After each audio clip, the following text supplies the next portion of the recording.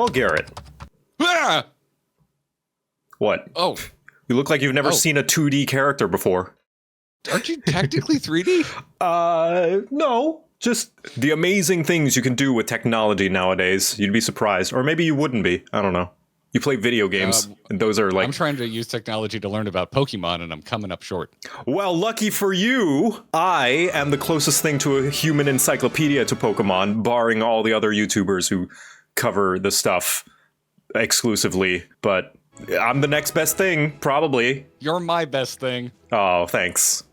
Joe, I don't recognize. Where the hell are you calling from? I am calling from the one and only trainer school from Jubilife City in the Sinnoh region. Hello, this is where we learn how to be trainers, catch Pokemon, battle Pokemon, all the good stuff. Okay, so those are words, and I understood none of them. Well, that's exactly why you're here and why I have interrupted your typing to let you know all of the business about Pokemon. I'm preparing to finally move past 1998, because that's the only Pokemon I've beaten.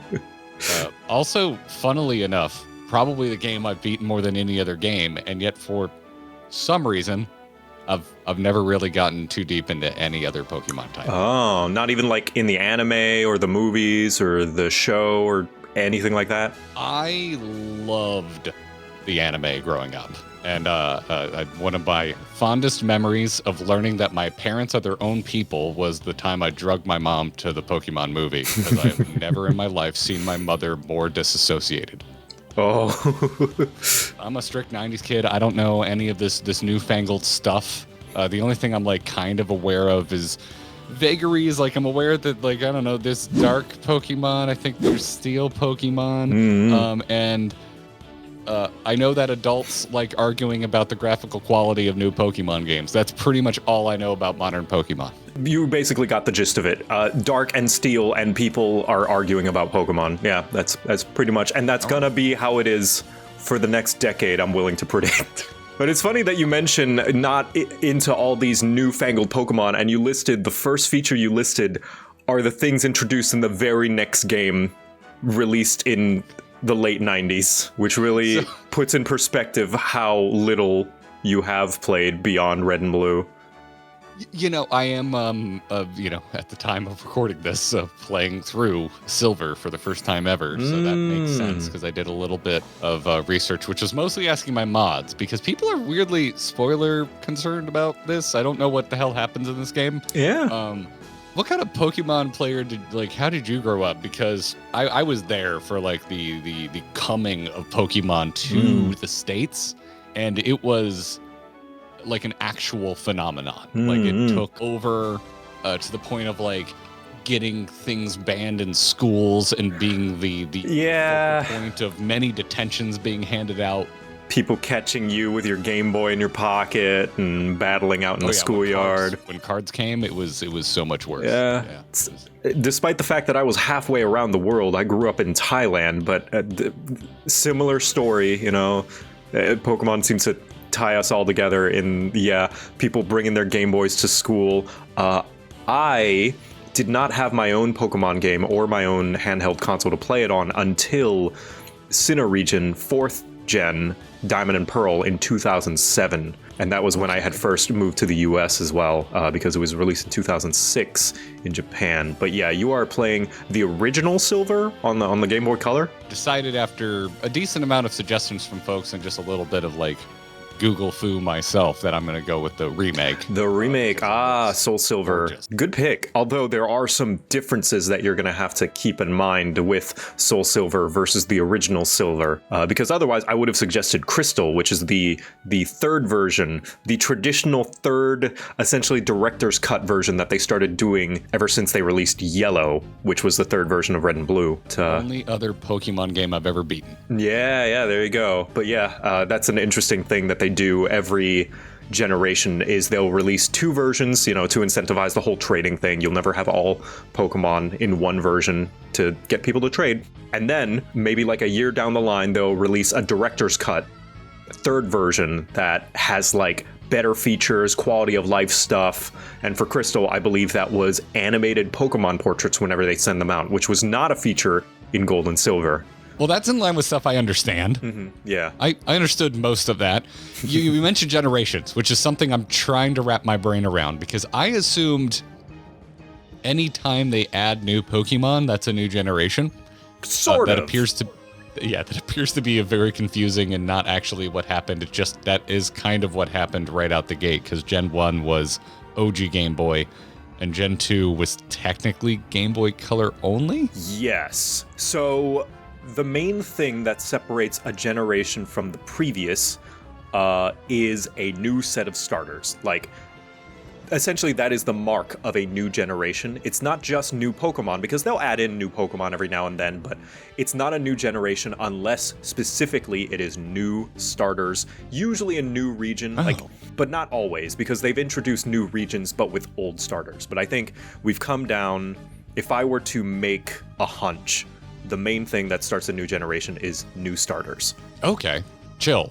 Yeah, because I was talking a little bit about it with our community, and they were focusing more on the if it's on a new generation of handheld hardware, which I guess eventually that goes out the window because now the Switch is just everything. Nintendo doesn't delineate between home console and handheld anymore. Yeah, exactly. So like, a new generation will come with a bunch of things as well, like a bunch of new Pokemon, usually a new region, new characters, and all that stuff. But really, I think if we were to boil it down to a science, the only thing is new starters, and then all the other stuff kind of comes along with it, attached to the new starters. But yeah, new starters is typically the mark. All right, but I'm learning. You are playing the remakes, teacher. which is not necessarily second generation. It is second generation themed, but because you're playing the remakes, you're technically playing a fourth generation game because it's running on the engine that they use for Diamond and Pearl on the DS. So it is technically, and all of the like little gameplay nuances that come with fourth generation. Specifically, one main thing you're going to have to keep in mind, a big thing that was added called the physical special split. Do you know what that is? Physical special split. Okay, special was a stat in Gen 1. Yes, it was. And I'm assuming that means that they broke that up into more than one statistic. Sort of, yeah. So in second gen, they broke up the special stat into special attack and special defense. However, all games before fourth gen, every type also drew from those stats, because you're thinking, how do I know what's a special attack and what's a physical attack, right? Well, in third gen, from first to third gen, it was tied to the type of attack that you used. So, for example, a normal type attack would have been a physical attack, whereas a water type attack would have been a special type attack. So it would have drawn, a water type attack would have drawn from the special stat, and a normal type attack would have drawn from the physical attack stat. You know, so anything that feels elemental is probably special? Sort of. There were some weird ones. Dark kind of makes sense as a special type, but then you have moves like Bite, which were assigned Dark, but Bite doesn't sound like a special attack, it sounds like a physical attack, right? Yeah, but it has a dark element associated with it? Yes, which means that no matter what... I guess type. Yeah. Sorry, I've been playing a lot of Final Fantasy, so I'm thinking about elementals right now. But yeah, that would be a type. Mm-hmm. Yeah, so they would have to stretch a few of them. So physical attacks, physical types included normal, fighting, flying, poison, ground, rock, bug, ghost, and steel. Wait, ghost? Yeah, so... Is considered normal. Is considered physical, yeah, which was very strange. Physical, okay. When you've got things like Shadow Ball and all this stuff, but like also things like Lick. So there was really no way for them to really fully encompass all the attacks that would be physical or special. And so, coming with 4th gen, they decided, okay, we're not going to base it on type, we're going to base it on each individual move instead. So now, you can have something like Bite, which is a physical dark type attack, or Dark Pulse, which is a special dark type attack. And it also means that they can design some really unique Pokemon as well. So like you can have a physical grass type or a special fighting type in like Lucario. Lucario is what's called a mixed attacker, where he is good at both physical and special. And he has the attack called Aura Sphere, which is a special fighting type move. It makes no physical contact. It's a ranged punch, you know? Right. Okay. Well, yeah, because I guess there are Pokemon where like they can stretch or their hand can disconnect or it's never connected to begin with. Yeah. So that makes sense. Having that information is already going to give you a big edge over all the children who played this game. Just getting the biggest number and wondering, why does my attack not do so good? Which was me. I was that kid. But yeah, good thing to keep in mind. They do mark it with like a little symbol of what's a physical attack and what's a special attack. I don't think I made it out of my childhood without being that kid, because I played with a guide. I had like the original, I think it was Prima guide. If anyone can remember that's watching this and comment below, I think it came with like a sticker sheet. I had a ton of old Pokemon stuff laying around, but that was more to help me. Like, I wanted to know where what zones the Pokemon spawned in, where to catch which Pokemon, that kind of a thing. And like, just to not miss out on stuff, like rare candy was and that kind of stuff. So like, to me, it was like a heavily guided experience, but it wasn't because I wanted to know what the trainers had ahead of time. And it also wasn't because I really wanted to study up on stats. I didn't like particularly care. I felt like I learned the basic, what I think of as elemental, the rock, paper, scissors of it all. And then I was just like, I'm good. And I just went on my merry way. And I didn't realize that certain Pokemon were considered like legendaries and that they had better stat weights than other Pokemon. And my original warband, and I've got it sitting right here. This is my original red cart from '98. Wow, hell yeah! That my initials are still written on. Wow, because I took it to C camp, and my mom thought kids would steal it. Oh, it looked like it's in great condition. It lived most of its life in a Game Boy, so it's wow, look at that. It's been very protected. Hell yeah. But I have saved over my save so many times because as a kid, I just wanted to replay it, and I didn't have additional cartridges. So I don't have my original warband anymore, but I'm pretty sure it was extremely based on the anime, with the exception of 2 other starters, because no universe where I was finding a kid to trade me a starter. It wasn't going to happen. Rest in peace, Garrett's OG team. I guess it wasn't too anime coded. I know I kept a Butterfree till like the bitter end. I loved Butterfree. Because of the anime, and also Psybeam was sick. Oh yeah, Psychic type was very overpowered in first gen. Yeah. Eventually, I think I replaced Butterfree with Mewtwo. Like if I was gonna go play kids at the local bookstore. A little bit of an upgrade, just a bit, just a tad. Yes. And then, the other fun bit was it took like so long for anyone to have a link cable at my school, which was back in the day the only way you could trade on these darn things. Got a little port on the side, which is how you could trade. So I'm pretty sure on my actual team, I just had a Haunter for like the longest time, and it didn't hit me until last night when I was talking with some folks in our Discord about rules for heading into my first silver playthrough, because folks are really worried that I'm just going to have nothing but I'm setting some rules for myself, because folks are really worried I'm just going to Gen 1 the living shit out of the thing because of my nostalgia for Gen 1.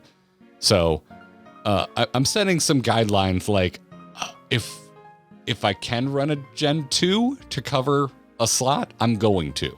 Yeah, that's nice. I like to do that too. But I'm trying to like all new Pokemon. I'm trying to give myself some outs. So I picked 3 favorites, and if I can get those 3 favorites, I'm going to use them. And one of them is Haunter, which led to everyone psychoanalyzing me and wondering, why do you like Haunter and not Gengar? And I realized it's because never got one. No one had a link cable, and that was a trade evolve. So no, I'm not settling. I genuinely do just like Haunter. Copium. Yes, thank you. Thank you for that, Better Joe. design. I appreciate I'll say it. I do think Haunter looks cooler. Haunter definitely looks cooler than Gengar. Agreed. Yeah. Oh, sick. All right, awesome. We can stay friends. Sweet. Yeah, but all of these things that you're saying about, like, not knowing the intricacies and, like, not having the best Pokemon, not evolving it, that's the beauty of Pokemon, right? It's like, because it's a series that's, let's be honest, made for kids, we can still play through it and have a great time and even beat the game, even with suboptimally. So, like, any tips I give you, it really comes down to, like, what you want out of Pokemon. It's like, you get out what you put in, and it's up to you if you want to go down that deep route of all the deep numbers and the EVs and IVs and type advantages, because like it really is just overblown rock paper scissors at the end of the day. 100%. Yeah. It's interesting because of just like where I am right now streaming, because I've been going through some of the original Final Fantasies that I completely missed in my youth. I played a little bit of 10 because I got it with my PS2, but I wasn't like a Final Fantasy kid. I wanted PS2 for like Gundam games. So it's the only turn-based game I really grew up with was Pokémon Red. And so I'm playing these older games, and I'm drawing all of these comparisons to Pokemon, which came later, but in a funny way are simpler. At least I would say Red is significantly simpler than even Final Fantasy 1, because you're only fighting with one character at a time in Pokemon versus 4 characters at a time in Final Fantasy, the original. That's a question, because I have played a little bit of, I think it was X. My wife and I, when we were big into our 3DSs, got it in our heads like, there's a new Pokemon. She has never played a Pokemon, and at the time I hadn't played since Yellow. And we were like, we're gonna do it. We're gonna get one of each, and we're gonna go through it together. And that like lasted like 6 hours. We barely got into it, but I think I remember there being duo battles. Yes, so duo battles was a thing that was introduced in 3rd generation in Ruby, Sapphire, and Emerald, essentially. And I do believe they included them in the Gen 1 remakes as well, in Fire Red and Leaf Green, just to spice things up. And that's definitely where a lot more of the intricacies and kind of nuance and depth of Pokemon really starts to shine, is with double battles, since there are a lot of support moves that they've added since then as well, like things like Follow Me, where it's like draw all attacks to that specific Pokemon, or Helping Hand, which basically gives whatever your other Pokemon's attack basically quick attack priority and go first, things like that. Oh, that's sick. Yeah, it was very much how I like to play these older Final Fantasies, like stacking haste on a single character that I'm gonna like carry with, and that kind of stuff. Yeah, for sure. Yeah, double battles. Every generation has like different gimmicks. Like I think 5th generation added triple battles, but they didn't really stick around. 6th gen added like horde battles whenever you could encounter like 5 wild Pokemon at a time, which didn't stick around. Okay, that was going to be my next question, if they ever moved past 2v2. So they did, but it's not. It sounds like it's not a regular thing. We can get into some of the fan gripes with the franchise now, which is one of the main things is you will notice this as well as you play the 4th gen remake of Gen 2, that Pokemon likes to add gimmicks as one-offs a lot of the time. Thankfully, some of them will stick around, like double battles, I think for the better, and things like the physical special split. But just as often, they'll introduce a cool, unique feature or mechanic, for better or for worse. Like, maybe it doesn't really add much to the game, but that will be the gimmick for that game. And they might just have it just for that generation, which on one hand is disappointing, but on the other copium hand does give every generation their own like unique flavor and reason to go back to it, because they might have a feature that's unique to them, like this is the one you want to go to if you want to do surfing. This is the one you want to go to if you want to do Pokemon contests. This is the one you want to go to if you want to play a Pokemon game where you can go to another region and stuff like that. Okay. Interesting. Well, that's how very World of Warcraft of them. I think of WoW as a game that adds new things and then never does them again. Right, yeah. Or actually, to a lesser extent, Halo. Yeah, sometimes, yeah. Like the armor abilities in Reach are really cool, but those have come and gone a bunch since. Yep, yeah. Rest in peace, Infinite. That part, the grappling hook was really cool. Yeah, yeah. And there's an argument to be made, of course, with any fandom of like, is this Pokemon, is this faithful, or is this bloat? Does this add anything to the game? But, on the slightly cynical end, it does mean that like there's a reason they retain their value in a way.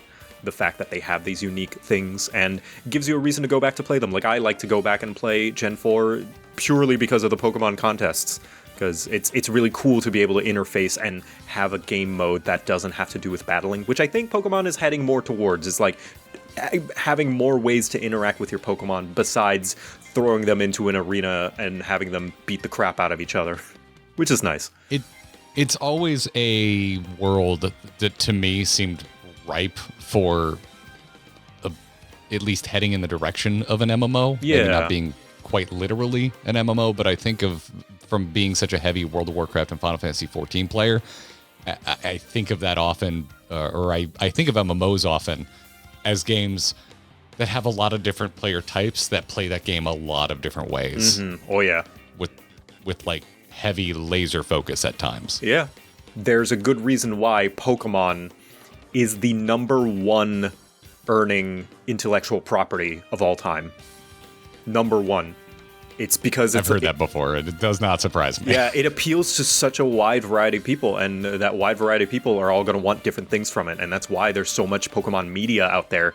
You know, Pokemon Snap is just a on-rails first-person shooter photo-taking game, or they even added like a Nintendog-style mini-game in Pokemon IP in X and Y, and then they expanded on that with the camps, and I don't know what they have in Scarlet and Violet, but I'm sure they're going to continue to expand other ways to interact with your Pokemon.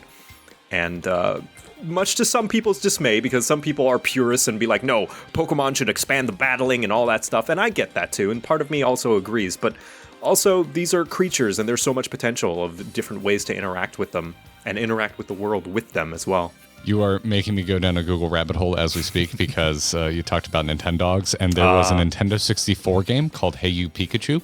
Yes, exactly. Yep. That's their first, I think, big exploration of like, what if Pokemon but talk?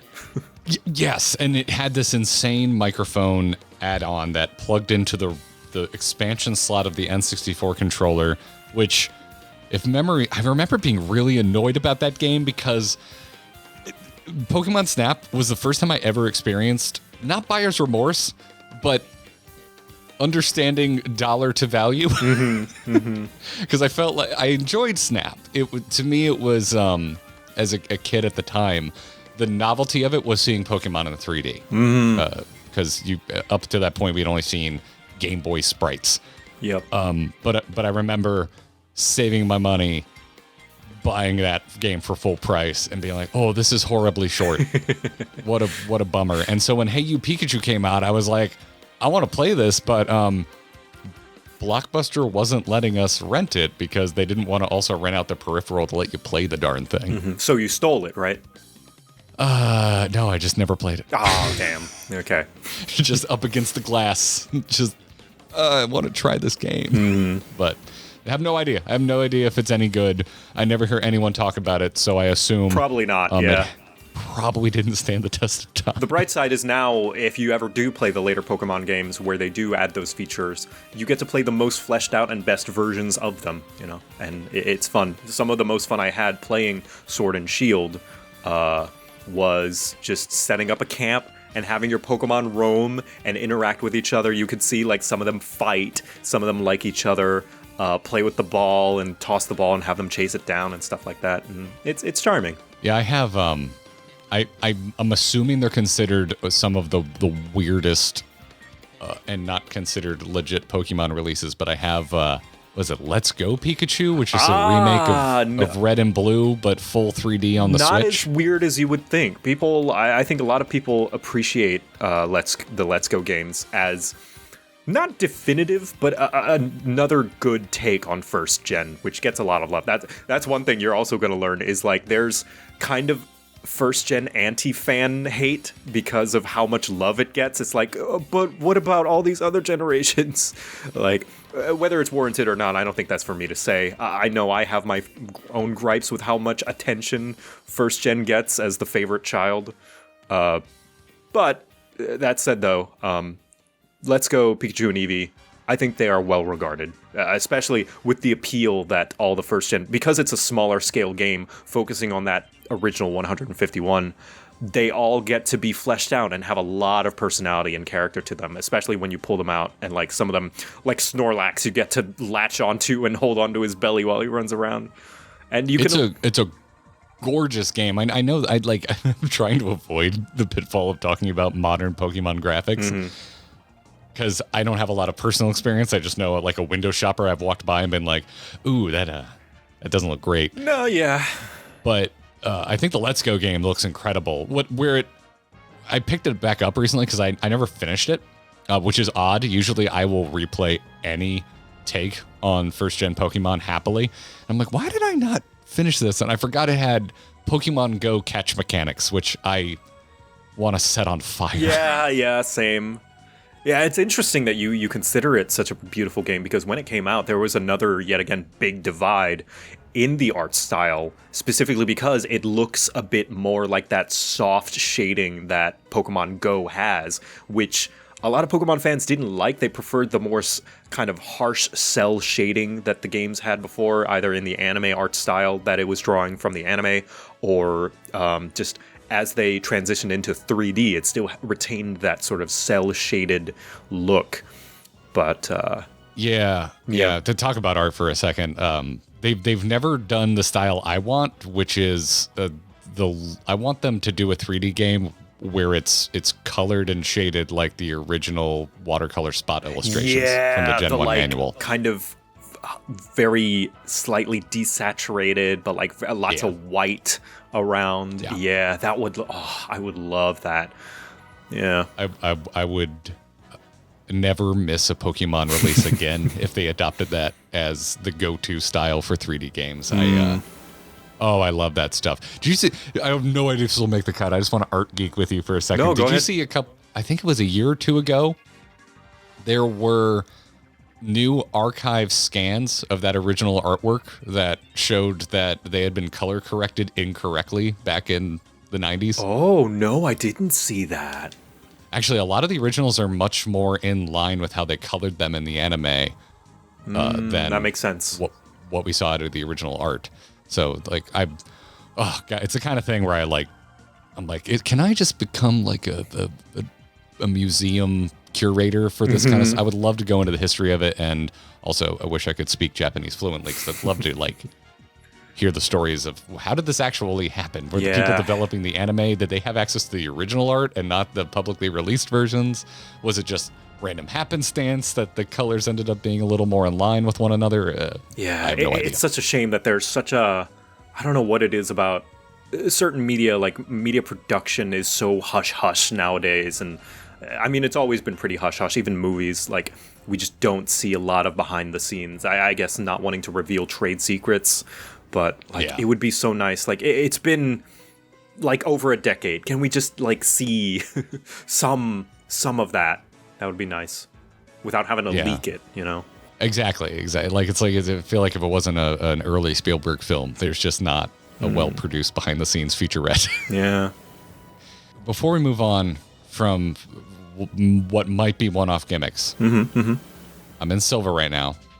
Does the time of day mechanic stick around? Yes, it does, thankfully. Time of day sticks around, and it's so cool. Oh, sick. That, again, makes me want to stay playing these games with guides, because I've extreme FOMO on games that have like randomly generated things like this, like running around in a bush trying to get a random Pokemon. Like, I think all the way back to Viridian Forest. And the extreme rare chance of finding a Pikachu in Red and Blue. Yeah. And it's like, if I didn't know that, and then I found out way after the fact, I probably would have been so bummed. Yeah. So that's like the kind of thing I do like to know going in, because then I can make an educated choice on if I want to grind like crazy. Oh, yeah. Or cut my losses and move on. Yeah, I think you're totally fine to do that. I think Pokemon, because there's so many creatures out there that you can miss, I think you're well within your right to do so. I think it's not as much of a taboo to look up guides for Pokemon, specifically because of that. Like, everyone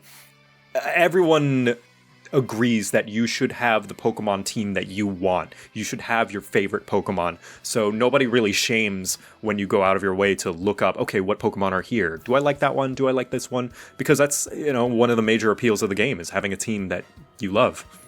So on the subject of guides, I'm getting a sense that there's something in Silver and Gold that a lot of people think is special and they do not want me to know about ahead of time.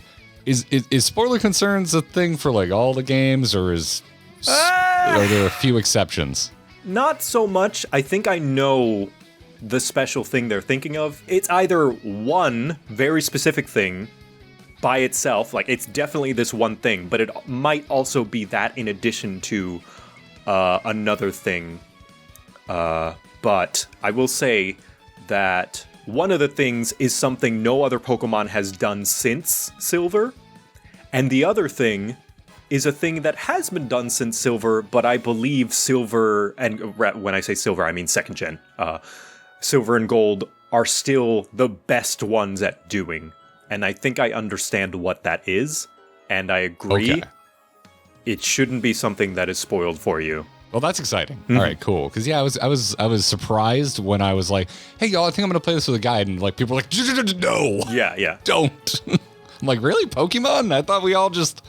Yeah. It's good to me. It's more for what we were just talking about, which is knowing what Pokemon spawn in what zone. Yes. So that I know what bushes to just waste my time in. Yes, yeah. As far as when it comes to like trainer battles and stuff, I think most people will agree, like, don't worry about the trainer battles. For Pokemon, that's fine. What's funny though is like I feel as though Silver and Gold and maybe Black and White are really the only ones that people are a little bit more scrutinizing of looking at guides like that, because otherwise the only thing that people worry about spoiling is the Pokemon themselves, because you only ever get to discover a new Pokemon once, you know, and it's always a fun thing of like, oh, look at this design, oh, I wonder what's in here, you know, but that really comes down to you. If you want to, you know, it's a personal thing. I mean, all spoilers are personal, but it really comes down if you want to discover these new Pokemon yourself, or if you want to know what's around going into it and then pick from there, which either way, it's up to you. But yeah, there are two big things, one thing bigger than the other in Silver that I think are worth avoiding, and I think you can avoid that simply by not looking into the trainer battles. Another thing that has just been like, I don't know how deep to go into this, but it seems like it got weird. Do Pokeballs get weird? Did they get weird? Do they change and get complicated over the course of the generations? Get weird, yes. Complicated, no. They tell you what they do on the tin. As a kid, I did this one thing where I would try to catch Pokemon based on what I felt was the most appealing Pokeball for them. So I would use a dive ball on like a Lapras because it had the same color scheme, or I would use a net ball on like a bug Pokemon rather than a water Pokemon because, you know, it looks like a net, it looks like a spider web. Or I would use an Ultra Ball to catch like a black and yellow Pokemon, or I would use a Pokeball to catch a red Pokemon, even though it's the weakest one, you know, stuff like that. A Dusk Ball on a dark type Pokemon, even if it's not at night, even if it's not in a cave. But yeah, I would say... I'm assuming a Dusk Ball helps you at night or in dark places? Yes, exactly. Yeah, like I said, They get weird, but not complicated. They're very straightforward. They tell you what they do on the tin. You know, again, kid's game. Something a kid could understand. Yeah, okay, gotcha. Also, shocking, Joe, that you are driven by aesthetics. I never would have saw that coming. Yeah, I know. It's a surprise. A bomb drop revealed here on Grinding Gear. Okay, I've watched... a little bit, just a tiny bit of randomizer content. A little bit of Ironmon and Nuzlocke. I'm not full streams, but like cuts of full streams. I'm getting more and more interested in them by the day.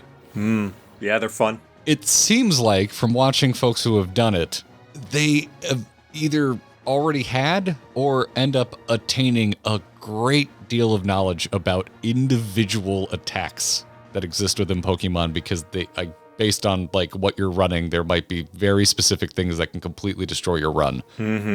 Does anyone care? Do I need to memorize attacks if I'm just having a first experience with the new generation? Not at all. No. Pokemon, like I said earlier, Pokemon, you get out what you put in. And those people, they're doing these different game modes because they want a different experience out of it. They want high stakes. They want a essentially optional difficulty, a self-imposed difficulty. But if you're just there to have a good time and experience the game, experience the region, experience the new Pokemon and the stories and the characters, you really don't got to do all that.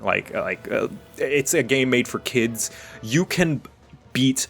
I'm willing to bet a majority of the audience has done this at least once. You can beat the whole game with just your starter. because the starters are specifically designed to be pretty strong on their own and like have a good amount of type coverage, have a decent amount of stats across the board so that there's no way that you can screw yourself over making a bad Pokemon, because their stats are pretty good, you know, all across the board, including the ones that people joke and poo-poo on, like Meganium. Like, Meganium's a fine Pokemon. It's just relative, you know, to other Pokemon when you're doing those challenges, when you're trying to min-max, when you're trying to really make sure none of them faint ever, is when those actually start to come into play. Okay. That was the vibe I was getting watching it. It's like, okay, I think this is a lot more important if you're being forced to field a single Pokemon and do the whole game with it. Oh, yeah. But I was curious about that. And then I'm doing some reading, because I was like looking up like a glossary of terms for Pokemon, because I always find that kind of fascinating if it's something I've missed for a long time to kind of go look at.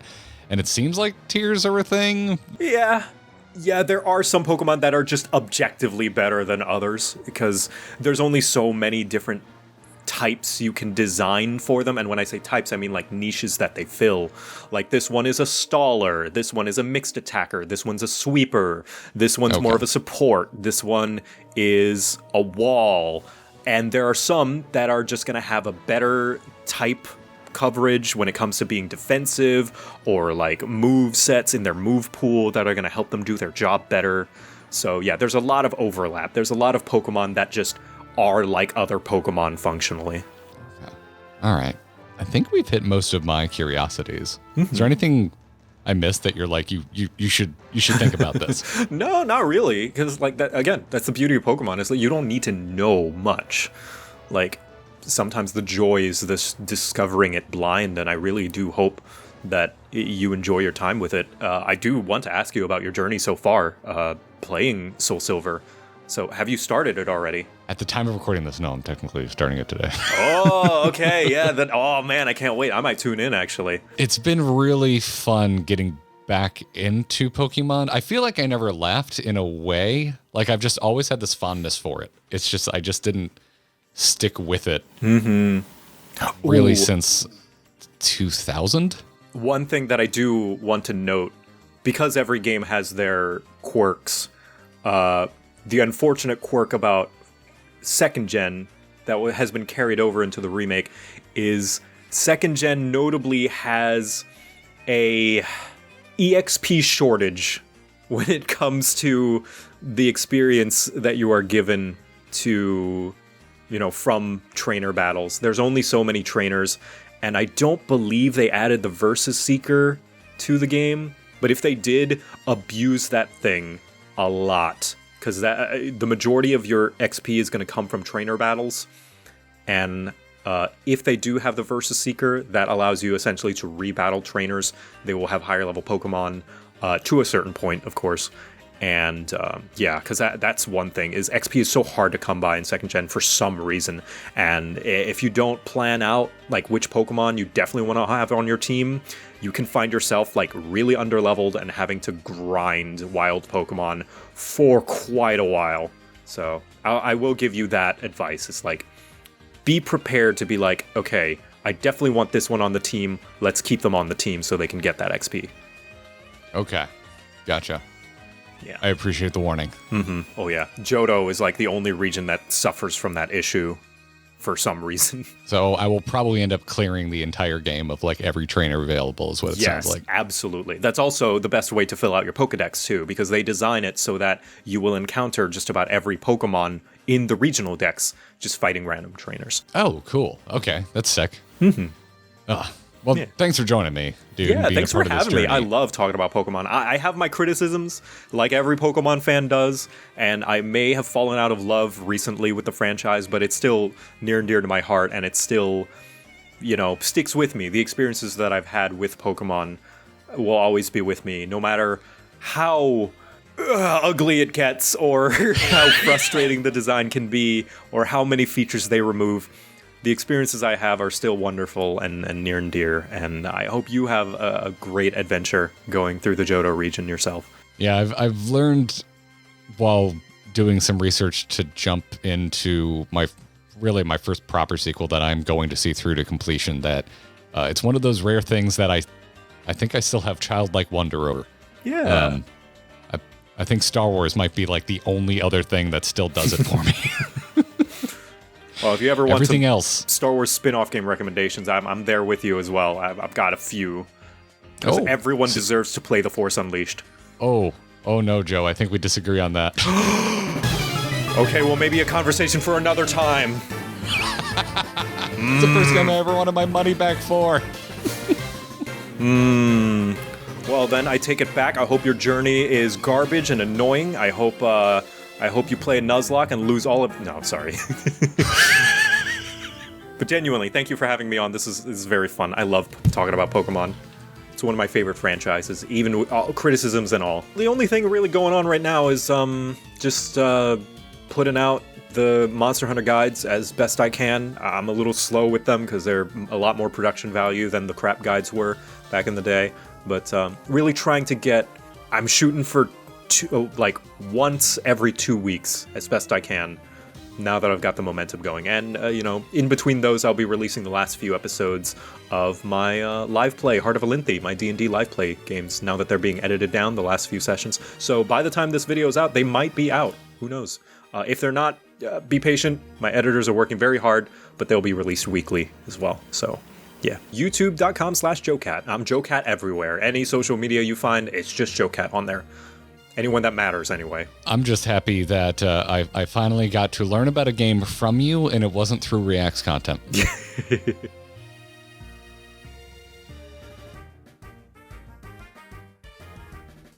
Well, maybe we'll do a Soul Link in the future. That would be fun. Yes. I would love that.